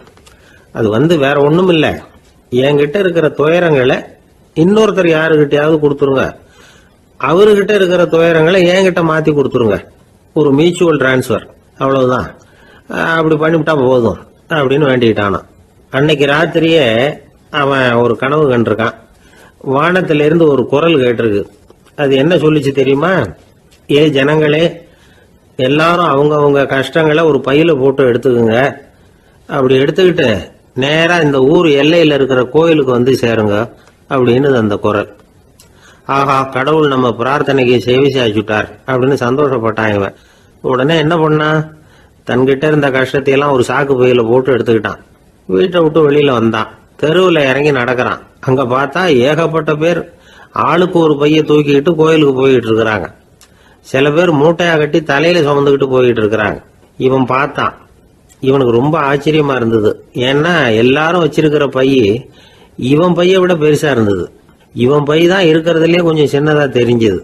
இப்ப அவன் மறுபடியும் சாமியை வேண்டிக்கிட்டான், கடவுளே, இப்ப உள்ள சூழ்நிலையை கவனிச்சா என்கிட்ட இருக்கிற பைய பரவாயில்லன்னு தோணுது, அதனால வேற பை எதையும் மாத்த வேணாம், இதுவே பரவாயில்ல, இந்த பையோட திரும்பி வீட்டுக்கு போனா போதும்னு நினைக்கிறேன் அப்படின்னு ஏதோ நினைக்க ஆரம்பிச்சுட்டான் அவன். எல்லாரும் கோயிலுக்கு போய் சேர்ந்தாங்க. கோயில்ல அந்த குரல் மறுபடியும் கேட்டுது.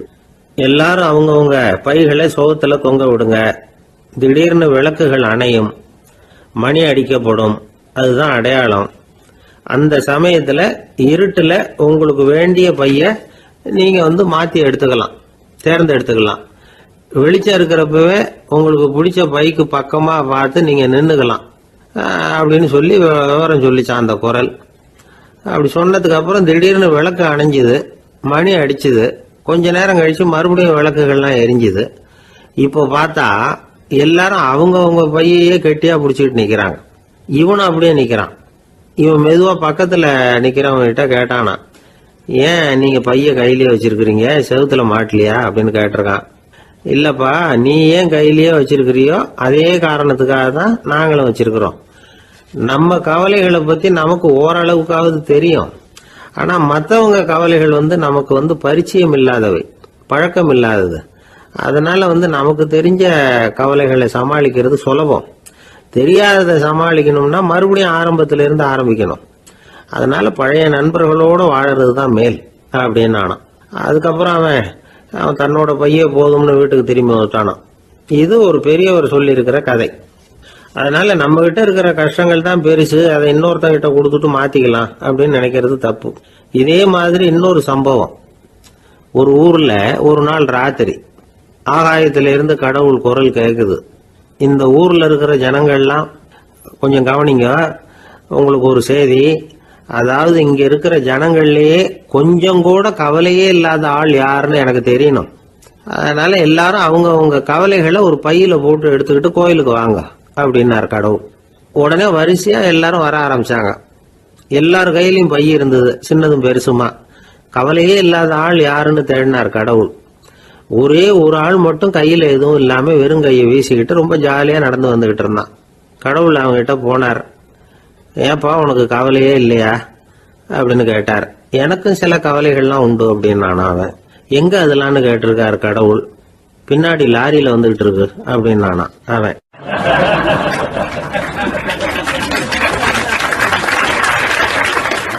அசோக மன்னர் வந்துகிட்டு இருக்கார். அவருடைய ஆலோசகர்கள் எல்லாம் பக்கத்துல வந்துகிட்டு இருக்கிறாங்க. அந்த சமயத்துல எதிரில் ஒரு புத்த பிக்ஷு வர்றார். அசோகர் பார்க்கிறார். ஓடி போய் அவர் காலில் விழுந்து வணங்குறார். அசோக மன்னரின் தலை அந்த புத்த துறவியின் பாதத்துல பட்டுக்கிட்டு இருக்கு. பக்கத்துல நின்றுகிட்டு இருந்த அமைச்சருக்கு இது ரொம்ப சங்கடமா போச்சு. ரொம்ப வருத்தப்பட்டார். நம்ம அசோக சக்கரவர்த்தி எப்பேற்பட்டவர், அவரோட தலை ஒரு சன்னியாசியின் பாதத்துல படுறதா அப்படின்னு நினைச்சு ரொம்ப கவலைப்பட்டார். அரண்மனைக்கு திரும்பினதும் அமைச்சர் மெதுவா ஆரம்பிச்சார். அரசே, எனக்கு ரொம்ப வருத்தமா இருக்குது அப்படின்னார். எதுக்குன்னார் மன்னர். அசோக சக்கரவர்த்தியின் தலை, அதாவது அந்த சிரம், ரொம்ப மதிப்புமிக்க ஒன்று. அது ஒரு சன்னியாசியின் காலில் படலாமா அப்படின்னார். அசோகர் பதில் சொல்லல, சிரிச்சார், போயிட்டார். அதுக்கப்புறம் ஒரு சரியான சந்தர்ப்பத்துக்காக காத்துக்கிட்டு இருந்தார். ஒரு நாள் அமைச்சரை கூப்பிட்டார். எனக்கு 3 தலைகள் வேணும் அப்படின்னார். சொல்லுங்க, கொண்டுகிட்டு வரேன் அப்படின்னார் அமைச்சர். அசோகர் சொன்னார், முதல்ல எனக்கு தேவையானது ஒரு ஆட்டின் தலை, 2வது ஒரு புலியின் தலை, 3வது ஒரு மனிதனின் தலை. இதுதான் அசோகர் கேட்டது. எங்க இருந்தாலும் கொண்டு வாங்கன்னார். அமைச்சர் புறப்பட்டார். ஆட்டுத்தலை, புலித்தலை கிடைச்சிட்டுது. அப்புறமா ஒரு சுடுகாட்டுக்கு போய் ஒரு மனித தலையும் சேகரம் பண்ணிட்டு ராஜா கிட்ட வந்துட்டார். அரசே, உங்கள் ஆணைப்படி 3 தலைகளையும் கொண்டு வந்திருக்கிறேன்னார். அசோகர் பார்த்தார். ரொம்ப நல்லது, இப்ப இது 3ஐயும் எடுத்துக்கிட்டு போய் சந்தையில வித்துட்டு வாங்க அப்படின்னார். அமைச்சர் அதுகளை எடுத்துக்கிட்டு சந்தைக்கு போனார். முதல்ல ஆட்டுத்தலை நல்ல விலைக்கு வித்து போச்சு. நல்ல விலை கொடுத்து வாங்கிட்டு போட்டாங்க. அடுத்தபடியா புலி தலைய ஒருத்தர் வாங்கிட்டார். அதை பாடம் பண்ணி வீட்டில் மாட்டி வைக்கலாமே அப்படின்னு நினைச்சு அதையும் வாங்கிட்டு போட்டார். மனித தலையை மட்டும் வாங்கறதுக்கு யாரும் முன் வரல. எல்லாரும் அதை பார்த்துட்டு விலைக்கு போக ஆரம்பிச்சாங்க. அமைச்சர் திரும்பி வந்தார். அரசே, இந்த தலையை மட்டும் யாரும் வாங்க மாட்டேங்கிறாங்க அப்படின்னார். சரி, பரவாயில்ல, இதை இலவசமாவே எனாமாவே யாருக்கிட்டையாவது கொடுத்துட்டு வந்துருங்க அப்படின்னார். அமைச்சர் மறுபடியும் சந்தைக்கு போனார். இதை இலவசமா தரேன், இதை வாங்கிக்கோங்க அப்படின்னார். அப்பவும் அதை யாரும் வாங்கிக்கிறதுக்கு தயாரா இல்லை. மறுபடியும் திரும்பி வந்து மன்னர்கிட்ட விவரத்தை சொன்னார். இப்போ மன்னர் சொல்றார், அமைச்சரே, உயிர் இருக்கிற வரைக்கும் தான் இந்த தலைக்கு மதிப்பு. ஜீவன் போனதுக்கு அப்புறம் அதோட மதிப்பும் போயிடுது. அதனால மதிப்பு இருக்கும் பொழுதே பெரியவர்கள் பாதம் பணிந்து அந்த புனிதத்தை பெற்றுக்கொள்ளணும் அப்படின்னார். பணிவுங்கிறது வேற, அடிமைத்தனம்ங்கிறது வேற. பெரியவர்களை பணிவது நமக்கு பெருமை தரக்கூடிய விஷயம். இதை மனசுல வச்சுக்கிட்டு எப்போ காலில் விழணும், எப்போ காலில் விழக்கூடாது அப்படிங்கிறத முடிவு பண்ணிக்கணும். ஒரு சாதாரண ஆள் நடந்து வந்துகிட்டு இருந்தார். எதிரில் வந்த ஒரு பெரிய மனுஷன் ஓடி போய் அவர் காலில் விழுந்து தன்னுடைய தலையை அவர் பாதத்தில் கொண்டு போய் வச்சார். கொஞ்ச நேரம் கழிச்சு எழுந்திரிச்சு வந்துட்டார். வந்த பிறகு இவரை கேட்டேன், ஏன் திடீர்னு ஓடி போய் அந்த ஆளு காலில் விழுந்தீங்க அப்படின்னு. அவர் போட்டிருக்கிறது என்னோட காணாம போன செருப்பான்னு கண்டுபிடிக்கிறதுக்காக அப்படி விழுந்தேன் அப்படின்னார்.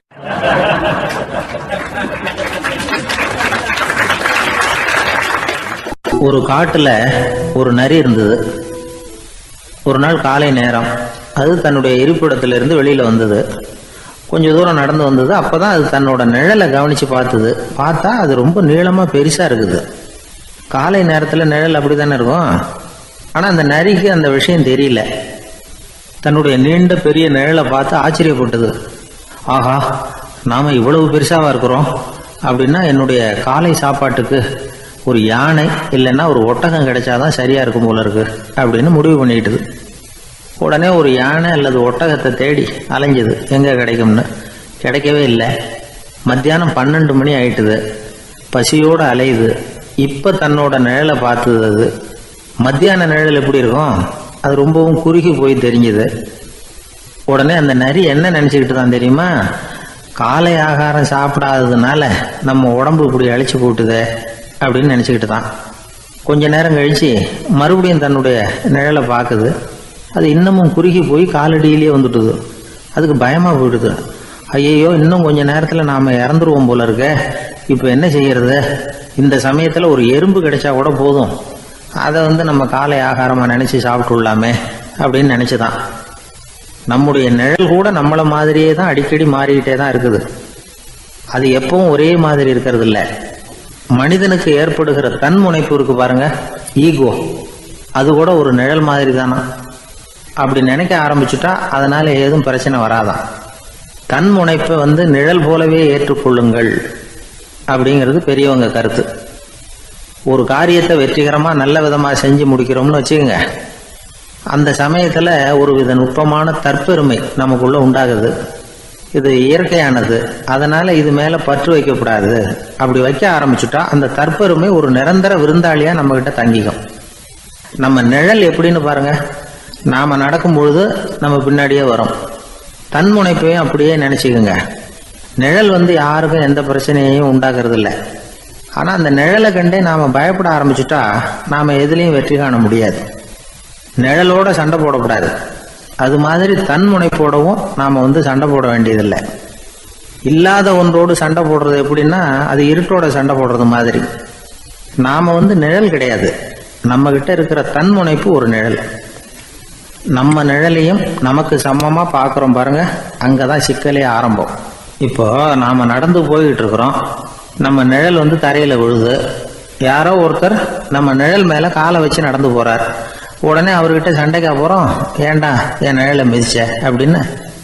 நமக்கு தெரியும் அது நிழல் தாங்கிறது. அவர் உங்க மேல நடக்கல, உங்களுடைய நிழல் மேலதான் நடக்கிறார். அது மாதிரி உங்க தன்முனைப்பின் மேல யாராவது நடந்தா உங்களை அவமானப்படுத்துறதா நினைக்கிறீங்க. காரணம், நாமளும் நம்ம தன்முனைப்பும் ஒண்ணுங்கிற நினைப்பு தான் காரணம், மற்றபடி வேற ஒண்ணும் கிடையாது. நம்ம நிழல் மேல நடக்கிறவர் நம்மளை காயப்படுத்துறது இல்லை. தன்முனைப்பை வேண்டாத ஒன்னாவும் பார்க்க வேண்டியதில்லை. அது இயற்கை.